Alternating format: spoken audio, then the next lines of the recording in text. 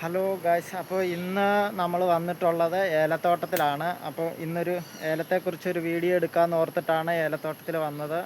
അപ്പോൾ നമുക്ക് പറഞ്ഞു തരാനുള്ള എൻ്റെ ഒരു കൂട്ടുകാരനുണ്ട് ഏലത്തെക്കുറിച്ച്. അപ്പം നമുക്ക് വിശദമായിട്ട് അവൻ്റെ അടുത്ത് ചോദിച്ചേക്കാം ഏലത്തെക്കുറിച്ചുള്ള കാര്യങ്ങളെല്ലാം. ഇന്നത്തെ പരിപാടി എന്ന് പറഞ്ഞു കഴിഞ്ഞാൽ ഏലം എങ്ങനെ വെക്കാമെന്നുള്ള പരിപാടിയാണ്. അപ്പോൾ ഏലം നടുന്നതിന് വേണ്ടിയിട്ട് ഇതിങ്ങനത്തെ പഴയ ചോട്ടയിൽ നിന്ന് ഇങ്ങനെ പുതിയ സാധനം പറിച്ചെടുക്കണം.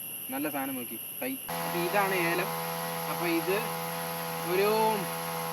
ഏതാണ്ട് ഒരു 10-15 വർഷമൊക്കെ കഴിഞ്ഞ ഏലം. ഇത് പഴയ പണ്ടത്തെ അപ്പച്ചന്മാർ വെച്ചത്.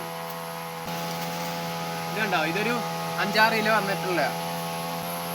ഇതിങ്ങനെ പറിച്ചെടുക്കുവാണെങ്കിൽ നമുക്ക് വേറൊരു തൈ ഉണ്ടാക്കാം. പുതിയ പഴയ ചോടാണ് ഇത്. ഞള്ളാനി ഏലം അത് ഇതല്ലോ. അപ്പോൾ ഈ തട്ടേന്ന് ഈ തട്ട ഇങ്ങനെ മുറിച്ച് മാറ്റണം.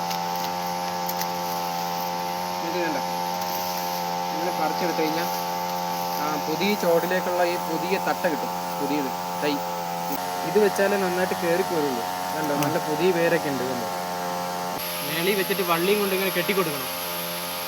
ഇതിങ്ങനെ കാറ്റൊക്കെ അടിച്ചിട്ട് ഒടിഞ്ഞും താഴേക്ക് വീണു പോകാണ്ടിരിക്കാൻ വേണ്ടിയിട്ട് ഇങ്ങനെ കെട്ടിയിട്ടില്ല.